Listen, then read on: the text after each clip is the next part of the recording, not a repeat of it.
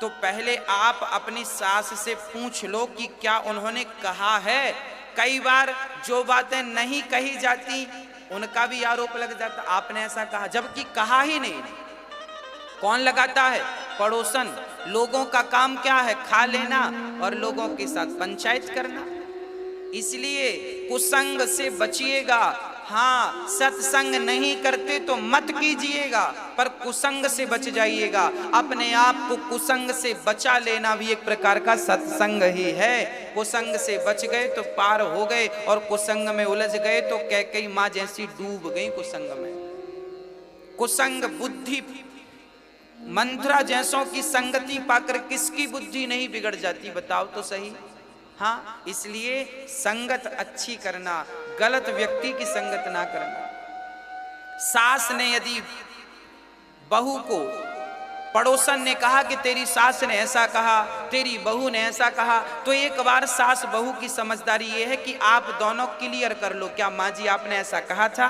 क्या बहू तुमने ऐसा कहा था? कहा था। पड़ोसन तो कह रही थी कहा था, तो उससे ठीक कर लो, गलतियां सुधार लो। नहीं कहा था तो जरा पड़ोसन से सावधान हो जाइएगा। आपस में मत लड़िएगा। यदि हम आपस में लड़ गए तो फूट डालो और शासन करो। अंग्रेजों की भी यही नीति थी। और ये मंथरा भी विदेशी महिला है, ये भारत की महिला नहीं है। कहा जाता है कि जो कैकेयी मां थी ना, ये भारत के बाहर की महिला थी। दशरथ जी विदेश से इनको लाए थे विवाह करके। हाँ, तो भारत के संस्कार नहीं थे ऐसे जैसे संस्कार कैकेयी और मंथरा के थे। परंतु हम आपसे निवेदन करेंगे कि आप अपने गृहस्थ जीवन में बड़े प्रेम से रहिएगा। ये कथाएं हमें यही तो इशारा करती हैं कि आप इनसे सीखिए और गलतियां इन्होंने जो की वो आपसे ना हो। सीखिएगा, समझिएगा, आपस में मत लड़िएगा। एक बार क्या हुआ, दो शेर बड़े मित्र थे। एक शेर था बूढ़ा, एक शेर था जवान। जवान शेर और बूढ़े शेर बड़े मित्र हो गए थे, फ्रेंड। अचानक दोनों में कोई बात विवाद हो गया। दोनों शेर अलग अलग जुदा हो गए। वो अलग, बड़ा बूढ़ा शेर अलग रहने लगा और जवान शेर अलग। बूढ़ा शेर कुछ ज्यादा ही बूढ़ा हो गया। तो एक दिन जंगल के कुत्तों ने घेर लिया बूढ़े शेर को। अब बूढ़ा शेर है तो कुत्तों ने घेर लिया शिकार करने के लिए। तभी जवान शेर को खबर लगी कि मेरे मित्र को कुत्तों ने घेर लिया। दौड़ा दौड़ा जवान शेर आया, जो हुंकार भरी, सारे कुत्ते भाग गए। किसी ने कहा, भाई तुम्हारी तो इस शेर से दुश्मनी थी, फिर तुमने इसकी रक्षा क्यों की? तब उस जवान शेर ने जो बात कही ना, वो हमारे और आपके लिए बहुत अच्छी है। उस जवान शेर ने कहा कि हमें आपस में बात यदि बिगड़ जाए कोई बात नहीं, हम बात विवाद करें पर एक हो जाएं। हम इतना विवाद ना कर लें, इतना विवाद ना कर लें कि आपके विवाद का फायदा ये कुत्ते भी उठाने लग जाए। हाँ ठीक है, जहां चार बर्तन होते हैं खटापटी होती है, लड़ाई, सास बहू की लड़ाई हो गई, कोई बात नहीं, आज तुमने लड़ लिया, सवेरे ठीक हो जाओ, बोलने लग जाओ, बात करने लग जाओ। पति पत्नी में भी झगड़ा होता है, बात करने लग जाओ, कोई बात नहीं, ठीक हो गया। अब इतना झगड़ा ना बढ़ा लेना कि तुम्हारे झगड़े का फायदा कुत्ते उठाने लग जाएं, अर्थात दूसरे उठाने लग जाएं। हम भारत के लोगों पर जब आपस में झगड़ा हुआ, आपस में एक राजा को दूसरे राजे से झगड़ा कराया, अंग्रेजों ने झगड़ा करा करा के ही तो हम देशवासियों को गुलाम बनाया था। यदि ऐसे ही तुम झगड़ा करते रहे, ना तो तुम अपना ही कल्याण कर सकोगे, ना तो अपने बच्चों को अच्छे संस्कार दे सकोगे। इसलिए पहले तो एक बनिए। घर परिवार में कैसे रहना है, जीवन कैसा हो, और कितना बढ़िया चरित्र राम जी का है, कितना सुंदर संदेश है हम सब के लिए। भाव हम सबको रखना चाहिए कि हम कभी राम से दूर ना रहें, भगवत चिंतन से दूर ना रहें। और राम अब कैकेयी भड़कावे में आ गई। और मैं आपसे एक निवेदन फिर करूं कि कभी भी अपने अपने घरन का दुख ना कहियो रोए। सुन इठले हैं लोग सब बांट न ले हैं कोई। मेरी प्रार्थना आप सभी से है, आप सभी अपने अपने घरों का दुख किसी से कहिएगा मत। बहू ऐसी है, सास ऐसी है, बेटा ऐसा है, ये दुनिया के लोग रो रो के सुन लेंगे आपसे, और आपके जाने के बाद हंस हंस करके लोग बताएंगे देखो फलाने के घर में तो आग लग गई, ऐसा है वैसा है। इसलिए जो मिल रहा है सुख दुख प्रसाद समझ कर रखिएगा, हाँ, और प्रेम पूर्वक भगवान का चिंतन करते रहिए। जैसे रखें राम जी रहना चाहिए, और सीताराम सीताराम कहना चाहिए। मंथरा चली गई पूरा पाठ पढ़ा करके, और यहाँ दशरथ जी को लगा सबको सूचना मिल गई है। अच्छा, दशरथ जी कैकेयी से इतना प्रेम करते थे, इतना प्रेम करते थे कि स्वयं दशरथ जी सोच रहे थे कि आज सबको पता चल जाए कि राम राजा बनने वाले हैं, पर कैकेयी को मत बताना, क्योंकि कैकेयी को मैं खुद बताऊंगा। दशरथ जी ने कहा मैं खुद बताऊंगा, क्योंकि कैकेयी बार बार दशरथ जी से कहा करती थी कि सुनो बुढ़ापा आ गया है, राम को राजा कब बनाओगे। कैकेयी ने दशरथ जी से कम 50 बार कहा था कि राम को राजा बना दो, राम को राजा बना दो, क्योंकि कैकेयी राम से अत्यधिक प्रेम करती थी। आज जब दशरथ जी आए तो पता चला कि कैकेयी तो कोप भवन में चली गई, सारा श्रृंगार उतार के फेंक दिया, मंगलसूत्र यहाँ पड़ा है, कान के बाले यहाँ पड़ा है। और जब दशरथ जी ने सुना कि कैकेयी कोप भवन में चली गई, दशरथ जी मानो डर गए कि ये क्या है। दशरथ जी अब धीरे धीरे जा रहे हैं कैकेयी के भवन में, और कैकेयी कोप भवन में बिल्कुल अंधकार था। दशरथ जी पहुंचे, आवाज लगा रहे हैं कैकेयी कहाँ हो, कैकेयी कहाँ हो, मृगनयनी कहाँ हो, गजगामिनी कहाँ हो, सुनो देखो दशरथ आया है, क्या संदेशा लेके आया है, तुम सुनोगी तो नाचने लग जाओगी। तुम कहा करती थी ना कि राम को राजा बनना है, राम को राजा बनाओ, आज मैं वही संदेशा लाया हूं, कल राम को राजा बनाया जाएगा। और कैकेयी ने जब ये बात सुनी कि राम को राजा बनाया जाएगा दशरथ के मुंह से, तो मानो कैकेयी को 1000 बिच्छू ने एक साथ डंक मार लिया हो, इतना कष्ट हुआ कैकेयी को। राम राजा बनेंगे ये सुनकर क्यों कष्ट हुआ, क्योंकि गुरु मंथरा थी ना, गुरु का प्रभाव तो चेला पर रहेगा। मंथरा गुरु थी कैकेयी की, इसलिए अब कैकेयी चुपचाप है। दशरथ जी कहते जा रहे हैं कहाँ हो, अरे प्रकाश तो करो। तब कहीं जाकर कैकेयी ने एक दीपक जलाया, और दीपक जला, दशरथ जी पहुंचे, कैकेयी को देखने लगे, प्रेम की निगाहों से देखने लगे, कैकेयी को स्पर्श करने लगे। कैकेयी ये हालत क्यों बना रखी है, क्या हुआ, तुम्हें किसी से भय है क्या, तुम्हें किसी से खतरा है क्या, बोलो तुम्हें क्या चाहिए, कुछ चाहती हो क्या, बोलो क्या चाहिए तुम्हें, जो मांगोगी आज देंगे। हाँ, अभी कैकेयी कुछ नहीं कह रही है, बिल्कुल चुपचाप बैठी है। हाँ, चुपचाप बैठी है।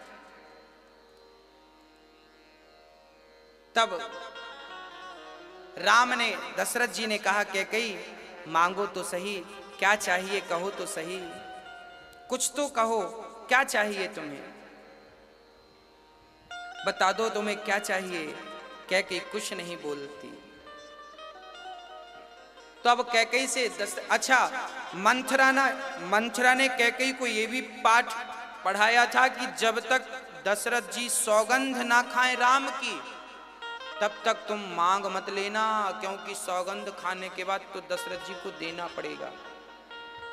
पर दशरथ जी का हृदय इतना सुंदर था कि दशरथ जी ने कहा कैकेयी मैं राम की 100 सौगंध खाता हूं, तू वरदान मांग, तू जो मांगेगी मैं दूंगा।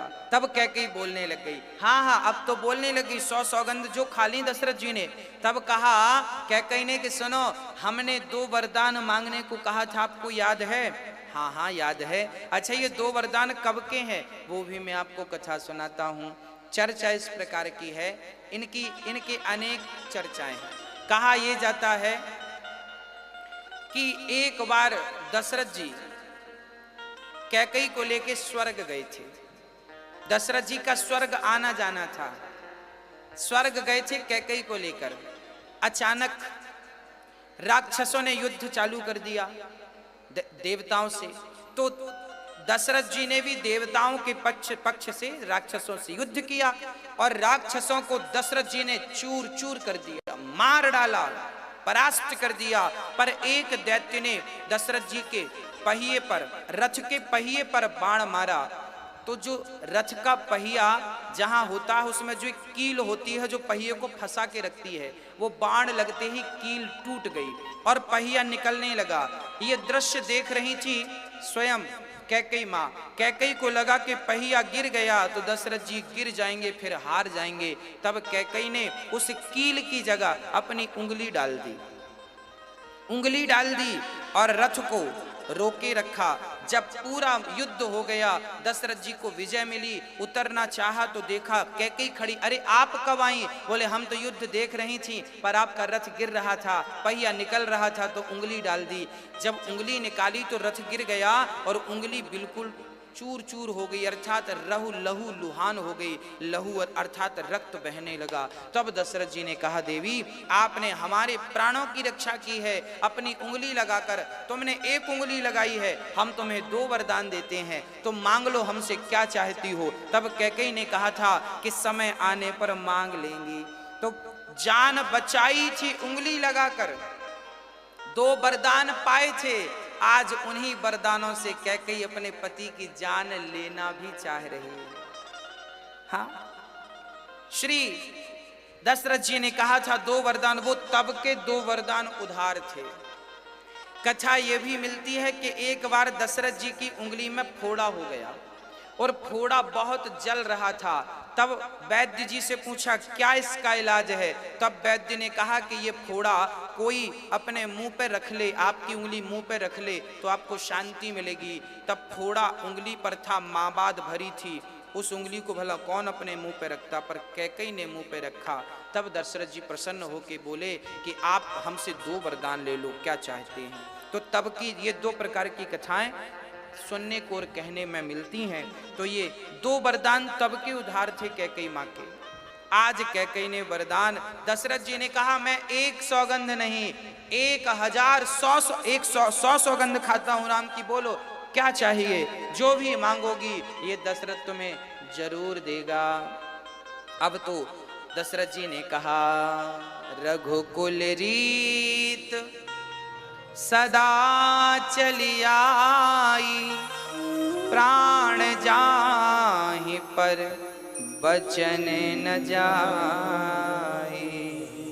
रघुकुल रीत सदा, कैकेयी तुम जो मांगोगी आज तुम्हें देंगे, क्योंकि ये रघुकुलों की रीत है, जो कह देते हैं वो पूरा करते हैं। मांगो क्या चाहती हो। अब कैकेयी ने सही समय जाना, तब कैकेयी ने मांगा। क्या मांगा कैकेयी ने? जो मांगा वो सुनकर दशरथ जी के पांव तले जमीन खिसक गई। कैकेयी ने मांगा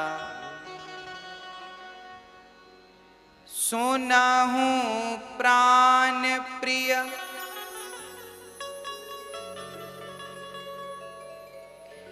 हो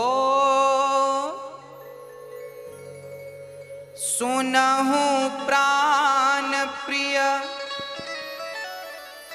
भावतनी का देहूं एक बर भर तहि टीका। क्या मांगा कैकेयी ने? सोना हूं प्राण प्रिय, भावत जी का देहु एक बर भर तहि टीका। कैकेयी ने कहा हे प्राणनाथ, हे सत्यवादी दशरथ जी, आपकी जय हो। कैकेयी ने कहा यदि तुम चाहते हो हमें प्रसन्न करना तो हे रघुकुल शिरोमणि, आप हमें वरदान दीजिए कि हमारा बेटा भरत अयोध्या का राजा बनेगा। सोना हूं प्राण प्रिय। अब देखो कैकेयी क्या कह रही है, दशरथ जी को प्राण प्रिय कह रही है, सुनहु प्राण प्रिय भावत जी का, देहु एक बर भर तहि टीका। अच्छा, जब भरत को राजा बनाने की बात कैकेयी माँ ने कही, दशरथ जी ने सहर्ष स्वीकार कर लिया, कोई बात नहीं, मैं आपकी इच्छा है कि भरत को राजा बनाऊं, कोई बात नहीं, भरत को राजा बनाऊंगा। और दूसरा वरदान भी सुन लो कि मांगऊं दूसर बर कर जोरी, पूर्वहु नाथ मनोर